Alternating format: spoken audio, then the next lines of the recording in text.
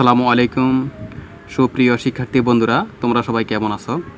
আশা করি সকলেই ভালো আছো। আজকে আমি আলোচনা করব নবম দশম শ্রেণী অথবা এসএসসি পদার্থবিজ্ঞান বিভিন্ন বোর্ডের প্রশ্ন নিয়ে। তো আমি এটার একটা ধারাবাহিক আলোচনা রাখবো। তো তোমরা সবাই এই ধারাবাহিক ক্লাসগুলো অবশ্যই দেখবে। আমি 2020 সালের সকল বোর্ডের প্রশ্ন নিয়ে আমি আলোচনা করব পদার্থবিজ্ঞানের। আশা করি তোমরা প্রত্যেকটি ভিডিও দেখবে। আমি আজকে আলোচনায় নিয়ে এসেছি ঢাকা বোর্ড 2020-এর দ্বিতীয় অধ্যায় গতি। তো তোমরা এই প্রশ্নটি তুলে নিতে পারো। তোমরা এই প্রশ্নটি তুলে নিয়ে তোমরা খাতায় লিখে নিতে পারো। আমার ভিডিওটি পজ করে তোমরা প্রশ্নটি তুলে নাও। তো আমি এখানে উদ্দীপক আছে, তো উদ্দীপকে একটা গ্রাফ আছে যার ব্যাগ বনাম সময়। তো তোমরা নিচে স্পষ্ট দেখতে পাচ্ছ।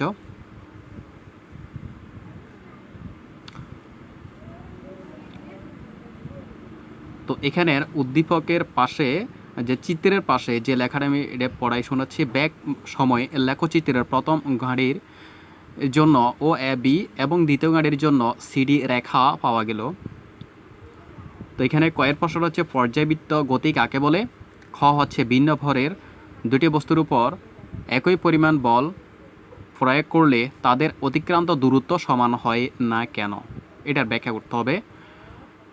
আর গয়ের প্রশ্নটা হচ্ছে প্রথম গাড়ির ত্বরণ নির্ণয় করো, যেটা ঘ 30 সেকেন্ডে কোন গাড়িটি বেশি দূরত্ব অতিক্রম করবে গাণিতিক বিশ্লেষণ করো। তো আমি ধরে নিলাম তোমরা প্রশ্নটি তুলে নিয়েছো। তো বন্ধুরা, প্রথম দুটি প্রশ্ন ছিল থিওরি, যেটা জ্ঞানমূলক এবং অনুধাবন। তো সেগুলো সচরাচর বইতে পাওয়া যায়।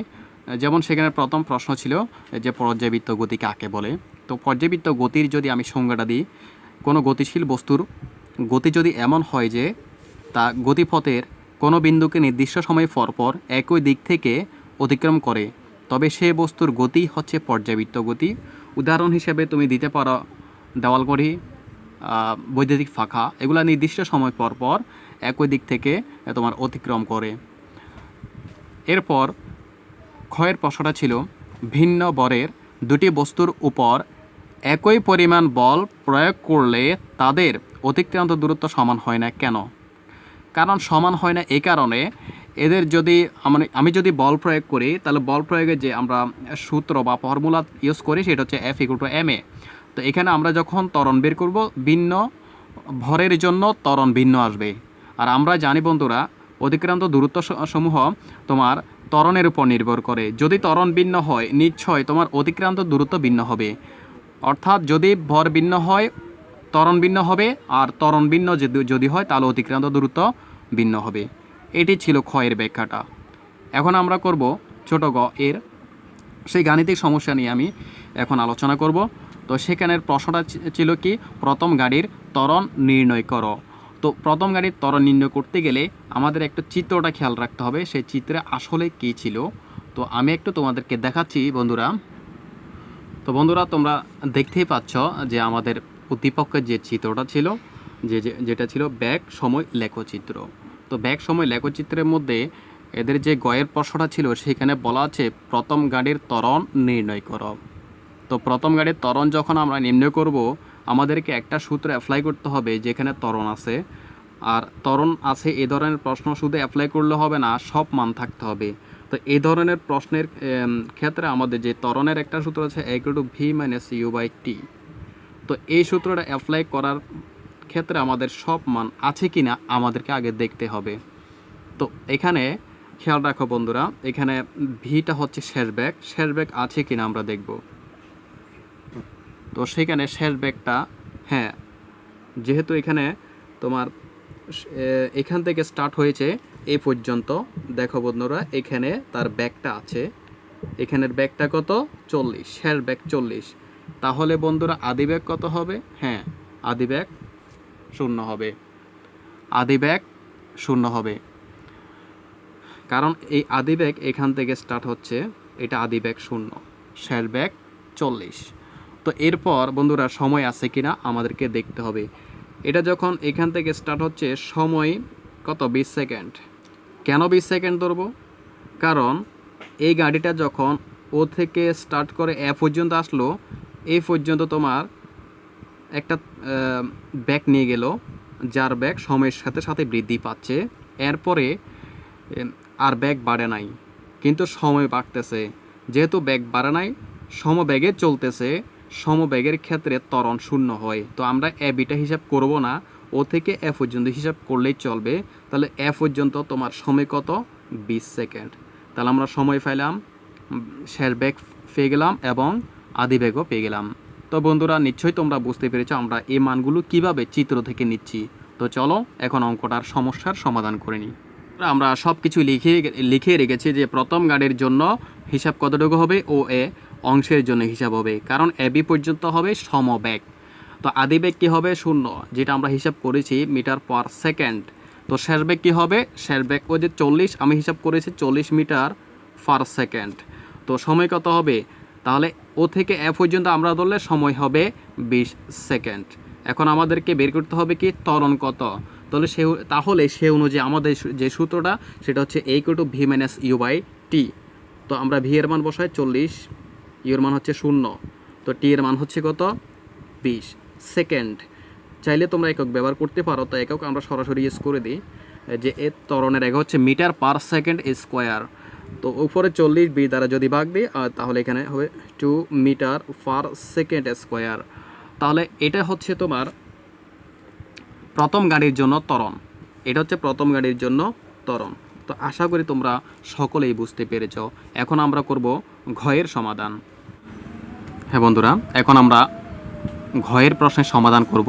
আর ঘয়ের প্রশ্নের সমাধান করার জন্য যে প্রশ্নটা সেখানে ছিল, প্রশ্নটা হচ্ছে 30 সেকেন্ডে কোন গাড়িটি বেশি দূরত্ব অতিক্রম করবে, গাণিতিকভাবে বিশ্লেষণ করো।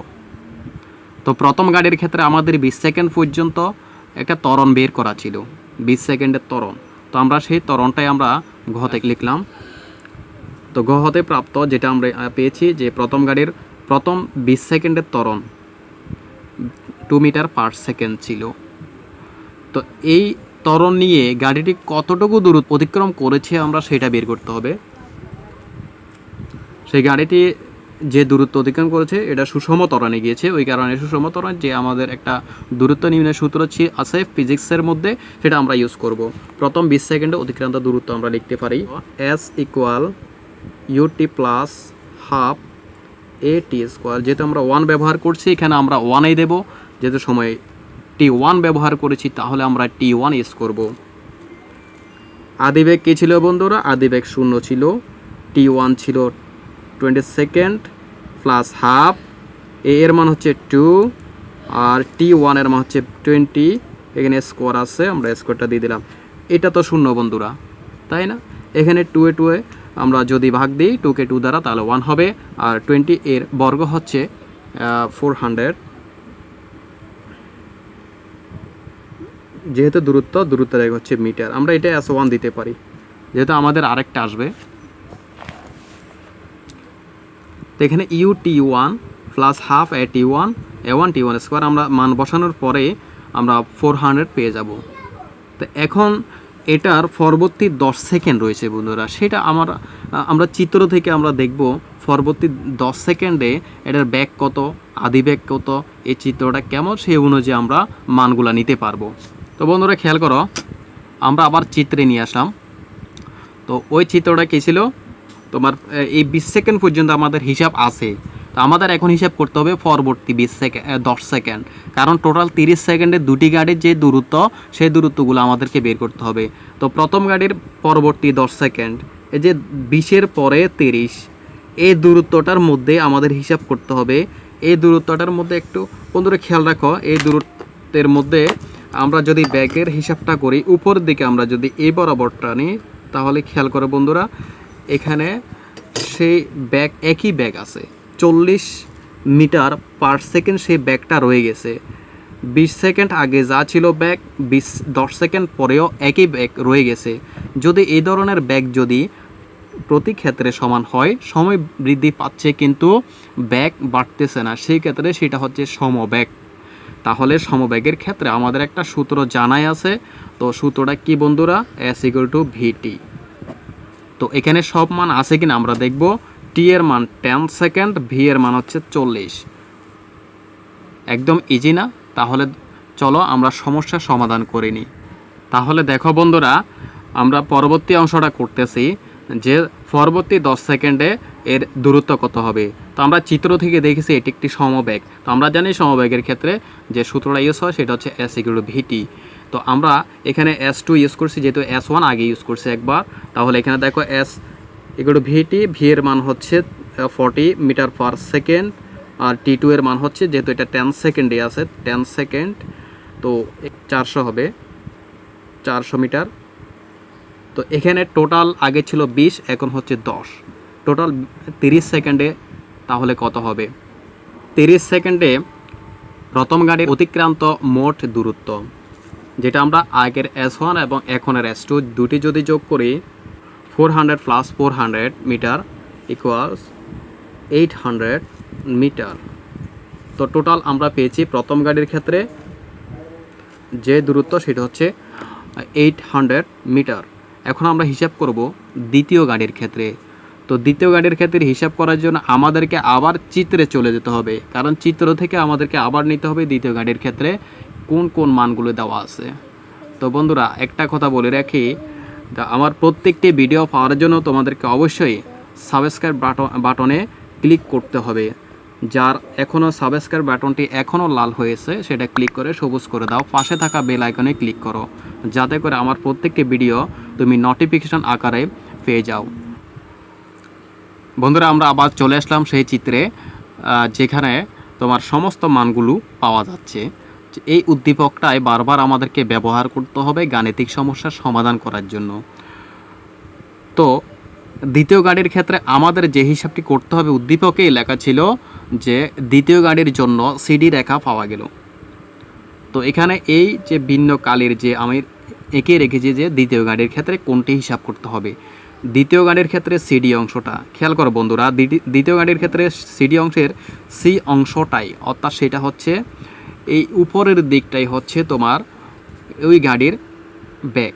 তো ওই গাড়ির সর্বোচ্চ ব্যাগ এখানে দেখো, খেয়াল করো, 60 মিটার পার সেকেন্ড, এটি হচ্ছে তার আদি ব্যাগ। এই সিডি অংশে যখন সময় বৃদ্ধি পাচ্ছে তখন ব্যাগ কমে যাচ্ছে, সময় বৃদ্ধির সাথে সাথে এক সময় সেই শূন্যে পৌঁছে গেল। তাহলে কি ধরা যায় এখানে? এই দ্বিতীয় গাড়ির আদি বেগ হচ্ছে 60 মিটার পার সেকেন্ড এবং শেষ বেগ হচ্ছে 0 মিটার পার সেকেন্ড। তাহলে সময়টা যেহেতু 30 সেকেন্ডের হিসাব, সময়টাই হচ্ছে 30 সেকেন্ড। দূরত্ব নির্ণয়ের জন্য আমাদের যে সূত্রটা ইউজ করতে হবে সেখানে ত্বরণ পাওয়া যাবে। তো আমাদেরকে ত্বরণ বের করতে হবে। তো আশা করি বন্ধুরা তোমরা নিশ্চয়ই চিত্র থেকে বুঝতে পেরেছো যে মানগুলো কিভাবে নেওয়া হয়। তো চলো এখন আমরা গাণিতিক সমস্যার সমাধানটা করে নিই। তো বন্ধুরা, আমরা যে চিত্র থেকে মানগুলো নিয়েছে সেগুলো এখন নিয়ে ফেলবো। তো সেগুলো আমরা কি পেয়েছিলাম, যেটার আদি বেগ কী ছিল? আদি বেগ 60 মিটার পার সেকেন্ড ছিল। তারপর শেষ বেগ কী ছিল? 0 মিটার পার সেকেন্ড। আর সময় যেহেতু আমার 30 সেকেন্ডের হিসাব হচ্ছে। আর এখন আমাদেরকে আপাতত বের করতে হবে ত্বরণ এর সমান কত। ত্বরণের মান আগে বের করতে হবে। তো ত্বরণের যে সূত্রটা আমরা ইউজ করি সেটা হচ্ছে A equal to B minus U by T। এটা মন্দন হচ্ছে, আমরা জানি বন্ধুরা, ব্যাগ কমে যাচ্ছে সময়ের সাথে সাথে। তাহলে সময়ের সাথে যদি ব্যাগ কমে সেটা হচ্ছে কিন্তু মন্দন। তো আমরা এই ত্বরণ নিয়ে গাড়িটি কতটুকু গেল সেই হিসাবটা আমরা করব। আমরা যে হিসাব, তাহলে আমরা কোন সূত্রটা ইউজ করি বন্ধুরা? তাহলে 30 সেকেন্ডে দ্বিতীয় গাড়ির অতিক্রান্ত দূরত্ব নির্ণয়ের যে সূত্রটি সেটা হচ্ছে S equal to UT plus half AT square. যেহেতু আমরা আগের গাড়ির জন্য S ধরেছি, তাহলে এখানে আমরা S প্রাইম হিসাবে ধরে নিয়েছি। তো এখানে মানগুলো আমরা বসিয়ে দেখতে পারি যে 30 ইউ এর মান হচ্ছে আদি ব্যাগ, যেটা 60, 30 প্লাস হাফ,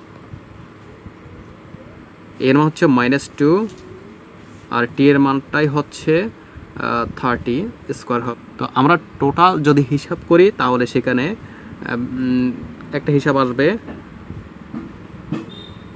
1800, এখানে প্লাস এম এসে মাইনাস হবে, 2কে 2 দ্বারা ভাগ দিলে তাহলে হবে 130, এর বর্গ হচ্ছে 900 ইকুয়াল টু 900 হবে। তো বন্ধুরা একটা জিনিস খেয়াল করো, প্রথম গাড়ির দূরত্ব কত ছিল? 800। দ্বিতীয় গাড়ির দূরত্ব কত? 900। তাহলে কোনটি বড়? নিশ্চয় দ্বিতীয় গাড়ির দূরত্ব বড় হবে, তাহলে দ্বিতীয় গাড়ি বেশি দূরত্বে যাবে। প্রথম গাড়ির চাইতে দ্বিতীয় গাড়ি বেশি দূরত্ব অতিক্রম করবে। তো বন্ধুরা এটাই ছিল ঢাকা বোর্ড 2020-এর প্রশ্নের সম্পূর্ণ সমাধান। তো আমি এটা একটি ধারাবাহিক আলোচনা রাখবো, তাহলে তোমরা প্রত্যেকটি ক্লাস দেখবে। আমার ক্লাসগুলো ভালো লাগলে অবশ্যই সাবস্ক্রাইব করে রাখবে বন্ধুরা, আর শেয়ার করে তোমার বন্ধুদের জানিয়ে দেবে। এই ছিল আজকের ক্লাস। ধন্যবাদ সবাইকে। আল্লাহ হাফেজ।